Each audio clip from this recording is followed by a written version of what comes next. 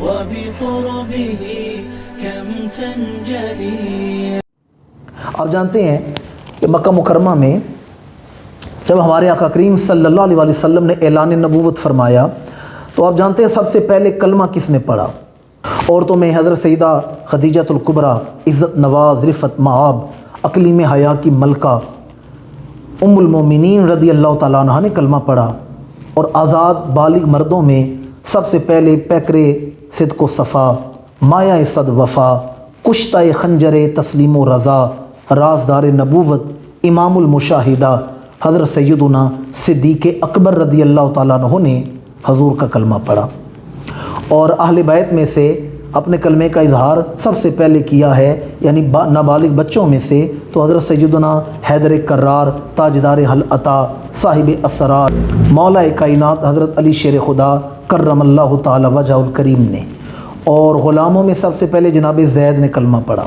یہ تو آپ جانتے ہیں کہ مکہ مکرمہ میں اعلان نبوت ہوا تو سب سے پہلے کلمہ کس نے پڑھا؟ لیکن کیا آپ جانتے ہیں کہ جب مدینہ منورہ میں اسلام آیا تو اہل مدینہ میں سے سب سے پہلے کلمہ کس نے پڑھا تھا؟ امام الانبیاء مدینہ منورہ میں بعد میں تشریف لائے ہیں، اسلام پہلے ہی آ چکا تھا، تو اہل مدینہ میں سب سے پہلے کلمہ کس نے پڑھا تھا؟ اہل مدینہ میں سب سے پہلے کلمہ حضرت سیدنا اسعد بن زرارہ رضی اللہ تعالی عنہ، آپ نے کلمہ پڑھا تھا۔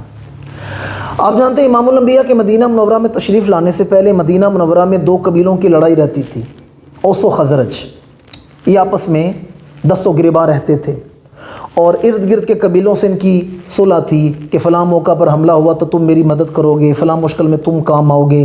تو یہ سارے سال کی اکانوی تھی جو ان کے پاس جمع پونجی بچتی تھی، اس سے یہ اسلحہ خریدتے تھے ایک دوسرے کو نقصان پہنچانے کے لیے، ہرانے کے لیے۔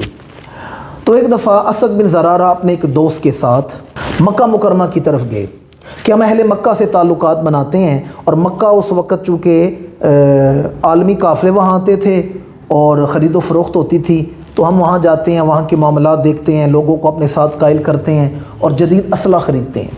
یہ اپنے دوست کے ساتھ وہاں گئے، اور امام الانبیاء اعلان نبوت فرما چکے تھے، حضور واضح و نصیحت فرما رہے ہیں۔ اسد بن زرارہ اپنے دوست کے ساتھ گئے، بس ان کی گزرتے گزرتے اچانک نگاہ رخ زیبہ پر پڑ گئی۔ امام الانبیاء کا چہرہ مبارک دیکھا، زمین نے وہیں قدم جیسے جکڑ لیے۔ آپ فرماتے ہیں میں نے حضور کا حسن دیکھا تو مبہوت ہو کر حضور کا حسن دیکھتا رہا، پھر میں صحابہ کے قریب بیٹھ گیا، میں نے امام الانبیاء کی گفتگو سنی، اور جب حضور گفتگو مکمل فرما چکے تو میں نے اپنے دوست کی طرف دے کر اسے ٹہوکا دیا، یوں کونی ماری اور اشارہ کیا۔ میں نے کہا ہم کن کاموں میں زندگی گزار رہے ہیں اور حق تو ہمارا انتظار کر رہا ہے، یہ حق ہے، یہ زندگی کا مقصد ہے، اور ہماری زندگیوں کا کیا مقصد ہے؟ ایک دوسرے پر حملے کرنا، دست و گریباں رہنا۔ بس حضور کی گفتگو سنی، دل ہی بدل گیا، انداز ہی بدل گیا۔ انہوں نے کلمہ پڑھا اور پھر اسلام کو مدینہ میں یہ لے کر آئے تھے۔ اسد بن زرارہ رضی اللہ تعالیٰ عنہ 3 ہجری میں ان کا وصال ہو گیا تھا، کلمہ پڑھنے کے کچھ سال بعد ان کا وصال ہو گیا۔ امام الانبیاء مدینہ منورہ تشریف لائے تو 2 سال بعد 3 ہجری میں ان کا وصال ہوا، اور ان کی 3 بیٹیاں تھیں۔ جب وہ بچیاں یتیم ہوئیں تو امام الانبیاء نے فرمایا کوئی یہ نہ سمجھے کہ اسد کی بیٹیاں یتیم ہیں، آج کے بعد محمد ان کا باپ ہے صلی اللہ علیہ وآلہ وسلم۔ حضور نے اپنی بیٹیوں کی طرح پالا، اور پھر انہیں اپنے ہاتھوں سے بیاہا ہے، یعنی ان کی شادیاں کی ہیں، اور شادیوں کے بعد جب وہ آتی تھی تو بالکل میکے والے معاملات فرماتے تھے، جیسے بیٹیاں میکے میں آتی ہیں۔ کیا نصیب ہے جناب اسد بن زرارہ کا کہ بیٹیاں ان کی ہیں پر میکہ رسول اللہ کا گھر کہا جا رہا ہے۔